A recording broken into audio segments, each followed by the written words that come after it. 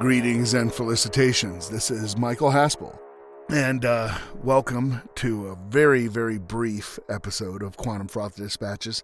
I don't even think this is going to qualify as an episode, because if it's longer than 5 minutes, I'll be really surprised.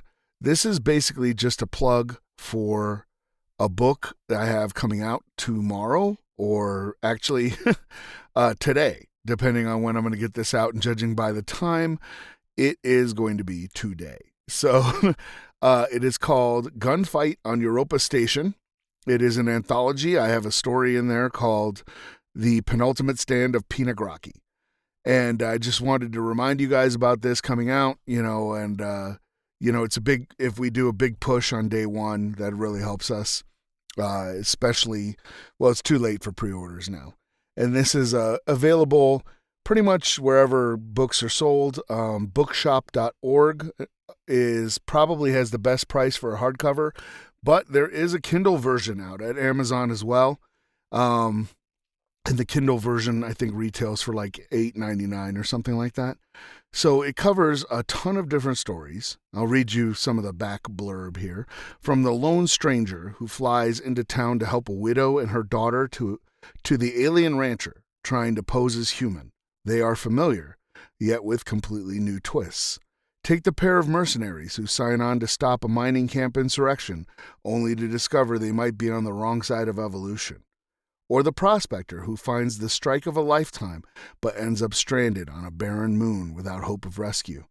And if that's not enough to catch your fancy, then how about a cloned Doc Holliday making his way in a future where both sickness and gambling are ancient history? Assembled inside are some of the biggest names in science fiction, taking you to the farthest reaches of the galaxy like they've never done before. Elizabeth Moon, Alan Dean Foster, Jane Linskell, and Will McCarthy. Get ready to hit the hyperthrusters as you set your course for adventure, mystery, romance, and laser gun slinging action. And just a quick laundry list of everybody who's in this. And honestly, I'm really surprised I'm in the company of these people, because it's pretty crazy. But Elizabeth Moon, Alan Dean Foster, Jane Linskell, Will McCarthy, Ginny Koch, Martin Shoemaker, Kat Rambo with J.R. Martin, Alistair Mayer, Alex Schwartzman, Patrick Swenson, and yours truly, Michael F. Haspel. So it was edited by my friend David Boop. Interesting story here is that I didn't know David before he signed me to this thing.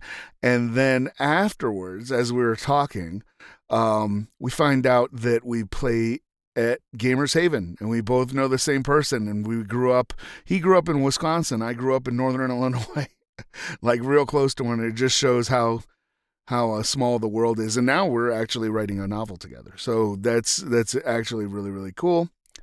And I just wanted to close out by telling you about a little piece of real-world Colorado history that was one of my inspiring, pieces that gave me an idea for this story. And what I'm going to talk about very briefly, and a lot of people don't know about this, but this is actually crazy, right? So in 1878, they're laying rails, they're laying train rails across the West, right?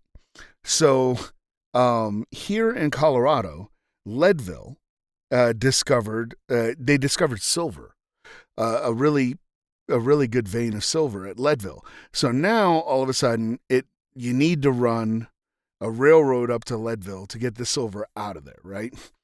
And there are two major railroads wanting dibs on the commerce generated by such find. So they need to clear rail beds and lay track and everything. But this is the Rocky Mountains, right? And you're talking about laying railroad track at 10,000 feet.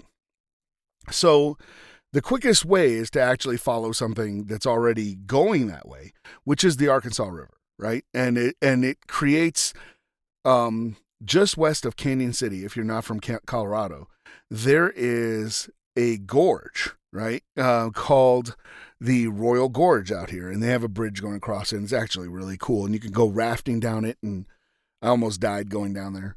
And that's pretty much the last time I'll ever go rafting.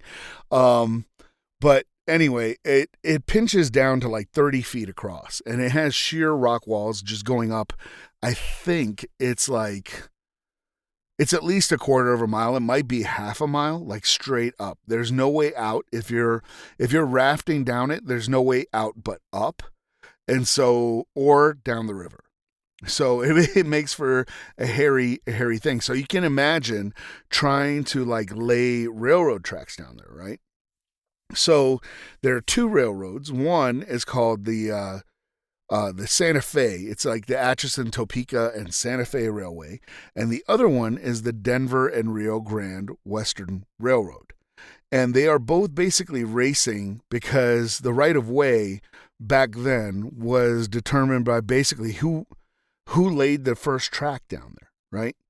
So the Santa Fe Railroad rushes a crew down to the mouth of the gorge. They begin grading for a track bed.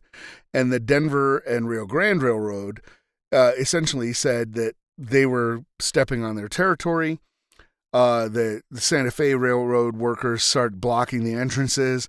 So now there's like they employ these Civil War veterans to start to lay like breastworks for fighting battles, and it's starting to get really, really ugly. So the Denver and Rio Grande take this to court, right? And the court actually intervened and ruled in favor of the Denver and Rio Grande Railroad. But they basically had to like lease the already laid stuff from the Santa Fe Railroad. So it's pretty crazy. Santa Fe is not happy with the stuff. These like Civil War veterans are starting to like sabotage the other railway workers. They're starting to roll rocks down on them as they're trying to work. They're stealing tools. They're doing basically guerrilla style warfare, fist fighting and everything, but everything's shy of like actually killing people. And that lasted nearly 2 years. So finally, when it's this court case is going up all the way to the Colorado Supreme Court, which winds up ruling for the Denver and Rio Grande Railroad, the Santa Fe Railroad people quietly hire a U.S. Marshal, a really famous one, right? Former Kansas Sheriff Bat Masterson. And Bat Masterson knows a lot of gunfighters who are not exactly on the up and up. They're a little shady, right? But you've heard these names. This is Doc Holliday, right? And Doc Holliday starts recruiting gunslingers like Ben Thompson and Dirty Dave Rudabaugh. And if you don't know who Rudabaugh is, he ran with Billy the Kid. And in the movie, he goes Young Guns 2. He's played by Christian Slater, and he goes by the name Arkansas Dave. But he was mostly known as Dirty Dave Rudabaugh. And another funny aside to that is that when Wyatt Earp was chasing Dave Rudabaugh to try to bring him to justice, that's how he met Doc Holliday. There's like a story about they asked him, oh yeah, Doc Holliday knows this guy, why don't you talk to him? And that's how he became friends with Doc Holliday, because he was chasing Dave Rudabaugh. And Rudabaugh, it became really notorious. Like he wound up joining the Cowboys in the whole Clanton versus the Earps thing. and you know, the OK Corral, all that stuff. He was involved in that. And then they also had mysterious Dave Mather, and they wound up bringing about 60 other gunslingers, and some accounts say all the way up to 150, to kind of intimidate the other side, you know, the Denver and Rio Grande Railroad.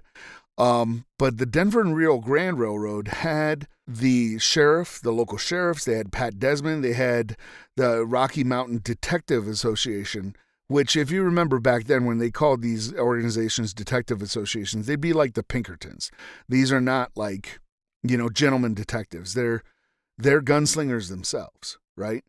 And so they go to oust all these guys from there, and in the roundhouse, the railway roundhouse at Pueblo, which is just south of Colorado Springs here, they corner these guys in there. And so they decide that they're going to go get a cannon from the state armory in Pueblo to drive these guys out. But then when they get there, they find out that Masterson and Holliday have already stolen the cannon and put it in the roundhouse and have it aimed right at them. And they start passing out. They generate a posse, start passing out ammunitions, rifles, and they storm the building. And what's absolutely insane is that I think only one person died. There was one of the employees of the Denver and Rio Grande Railroad, or maybe it was the Santa Fe Railroad, gets shot in the back. And then another guy loses a front tooth in a fight, which Doc Holliday replaced with a gold substitute free of charge. Isn't that insane? All this really happened, right? So it's just absolutely insane that all this happened and people don't really know about it. And the war kind of just ended and petered out and everybody really left. And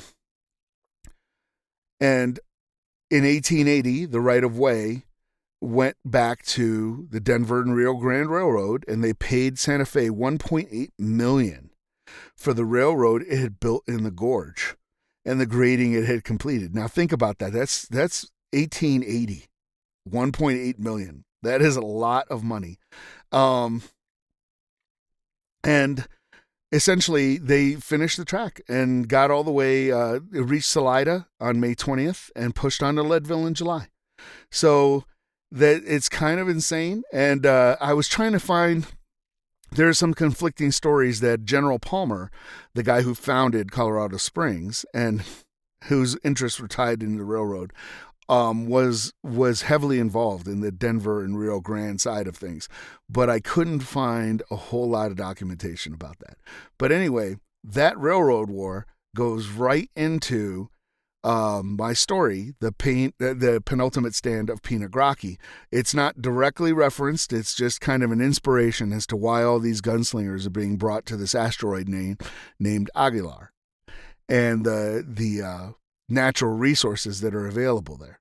So I look forward to introducing you to these iconic characters of Agrippina Gracchi and Augustus Croyle and Donovan Wilner and the NJK All-Stars and all this stuff. And there will be more stories with these characters because they're just too much fun. And the setting was just a great amount of time, just to write and dwell in for a little bit as I came up with these concepts. So I really hope you pick it up. And especially if you want to know why you can't use a gyrojet pistol within 10 meters. So that's all I have for now. Mike out.